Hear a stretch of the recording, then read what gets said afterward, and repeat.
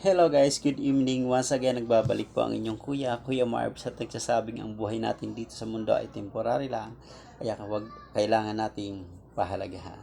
Amen po. Sa mga oras pong ito, mayroon po akong share sa inyo. So, minsan po ba pumapasok sa isip natin ang salitang faith or pananampalataya? So, ano nga ba ang pananampalataya? So, ang pananampalataya po ay paninindigan tungkol sa mga bagay na hindi nakikita. Babasahin ko po sa inyo sa Hebrews chapter 11 verse 1. Ang pananampalataya ay katiyakan na mangyayari sa ating mga inaasahan at paninindigan tungkol sa mga bagay na hindi nakikita po. So, minsan po mga kapatid ay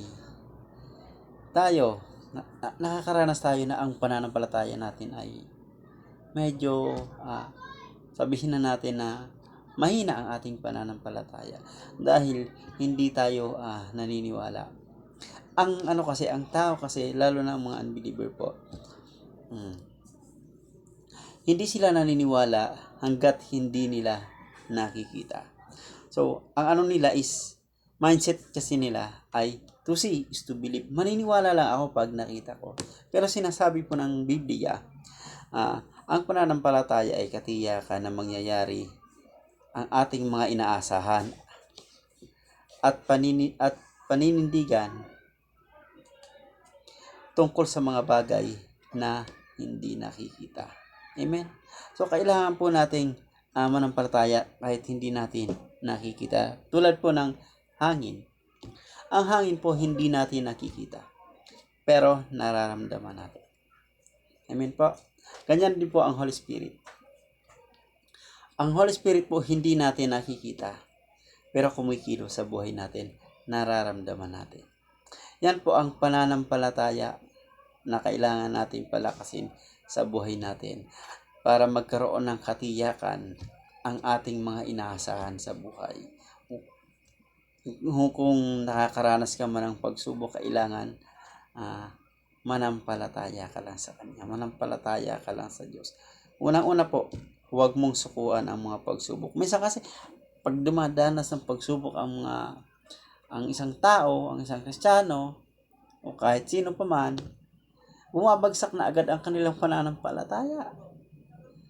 Minsan, sobrang stress na sila, hindi na maipinta ang kanilang mga mukha. Dahil sa hindi nila kayang i-handle ang problema. So, kailangan po huwag mong sukuan ang problema o ang pagsubok. Pagsubok lang yan, kaya nga tinetest ka ng Lord para pumasa ka, hindi para bumagsak ka, di ba? So, sa James chapter 1, verse 2 and 3, basahin ko po. Mga kapatid, magala kayo kapag kayo dumadanas ng iba't ibang uri ng pagsubok. Dapat ninyong malaman na nagiging matatag ang inyong pananampalataya sa pamamagitan ng pagsubok. Amen. So kapag po tayo nakakaranas ng pagsubok ng mga kapatid, lalo tayong kumapit sa Diyos, so hindi yung mawawalan tayo ng pag-asa. Kaya kailangan kumapit ka. Panghawakan mo ang kanyang salita na mangyayari ang salita mo. Kasi ang salita ng Diyos ay mangyayari sa buhay natin kapag ito ay pinanghawakan natin. Kapag ang promise ng Lord, nanampalataya tayo sa mga promises ni Lord, ito ay mangyayari natin. Dahil proven na po, matagal na, noong pang panahon, ay kapag sinabi ng Lord, mangyayari at mangyayari. Dahil ang makapangyarihan ang salita.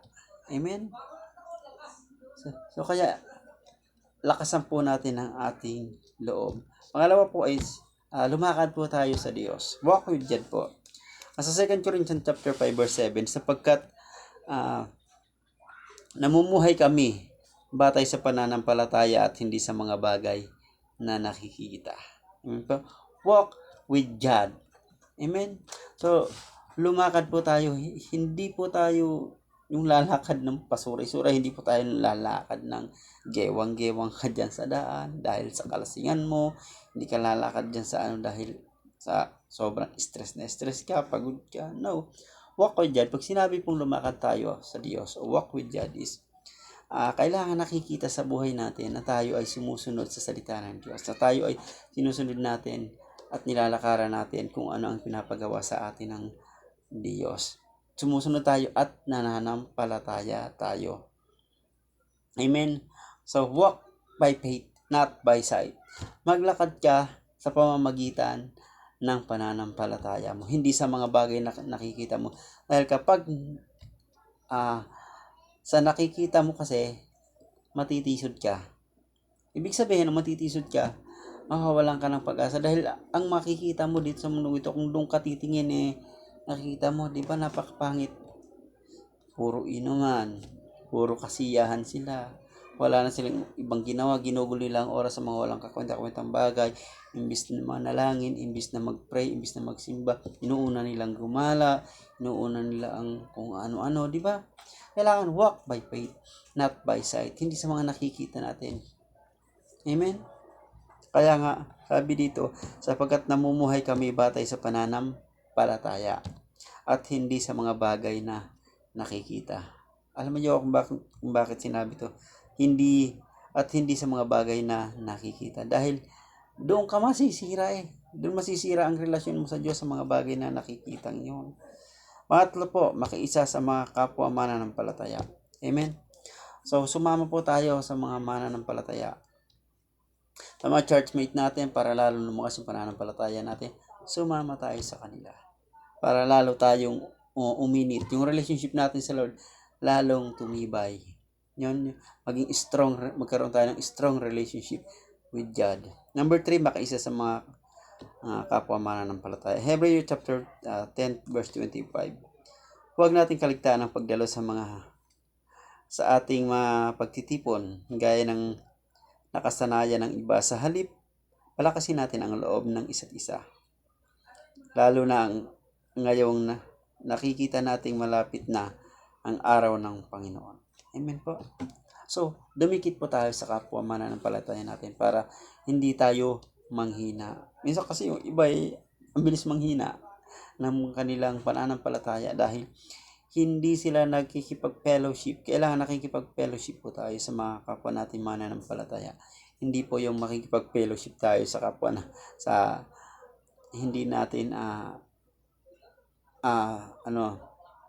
sa mga unbeliever po.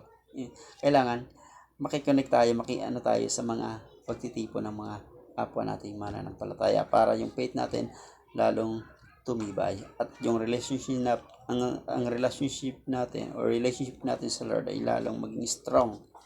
Amen po. Pang-apat po ay huwag makiayon sa takbuhan ng sanlibutan ito. Yan po ay matatagpuan sa 1 John chapter 2 verse 15 po. So huwag makaayon sa takbo ng sanlibutan ito. Ibig sabihin, amen? Dahil ang sanlibutan ito ay mapandaya, mga kapatid. Sobrang mapanlin lang ang sanlibutan ito. Kaya nga huwag kayong umayon sa takbo ng sanlibutan ito. Mag-iba kayo at magbago ng isip upang matupad ninyo ang kalooban ng Diyos. Yan po ay sinasabi sa atin. Kaya mga kapatid, lagi natin itong tatandaan, itong apat na ito para lalong lumakas ang ating faith or pananampalataya sa Diyos. Unang-una, huwag mong sukuan ang mga pagsubok sa buhay mo. Pangalawa, lumakad ka sa Diyos o walk with God. Pangatlo, makiisa ka sa mga kapwa mananampalataya. Pang-apat ay huwag kang umayon sa takbo ng sanlibutan ito dahil madadaya ka lang ng sanlibutan ito. Dahil puro pandaraya ang ginagawa ng sanlibutan ito. Hindi ka lalago kung makikiayon ka sa takbo ng sanlibutan ito. Kailangan sumunod ka sa nais ng Diyos na mangyari sa buhay mo. Hindi yung susunod ka sa katrabaho mo ay doon, meron doon kasiyahan, sasama ako. No, madadaya ka lang. Maging sa panahon natin ngayon, kailangan maging wise tayo. Lalo na sa pagpili. Maging sa pagpili ng mapapangasawa mo, pagpili ng magiging kaibigan mo, kahit sa katrabaho mo, maging wise po tayo. Dahil po, marami po ang manloloko sa panahon ngayon. Ibig sabihin, dinadaya tayo. Ginagamit sila ng kaaway para tayo ay dayain. Kaya nga huwag kayong ayon sa takbo ng sanlibutan ito. Ano bang takbo o sistema ng sanlibutan ito? Di ba puro pandaraya ni Satanas? Puro pandaraya na dinadaya niya tayo na patuloy na tayong sinusubok, di ba? Dahil makikita mo diyan puro inuman o kung ano pa man ginagawa mga walang kakwenta-kwentang bagay. So kaya nga huwag tayong umayon. Mag-iba tayo para masunod daw ang kalooban ng Diyos. Dahil ang kalooban ng Diyos sa atin ay napakaganda. Napakaganda ng plano ng Diyos sa buhay mo, sa buhay ko. Huwag tayong manangan sa sarili nating karunungan, kundi sumunod tayo sa pinapagawa ng Diyos. Dahil kapag inuna natin ang Panginoon, tiyak na merong magandang mangyayari sa buhay mo, sa pamilya mo. Kung nagkaroon ka man ng broken relationship with your family,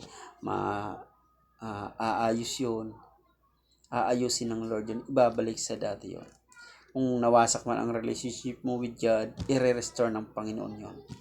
Muling ibabalik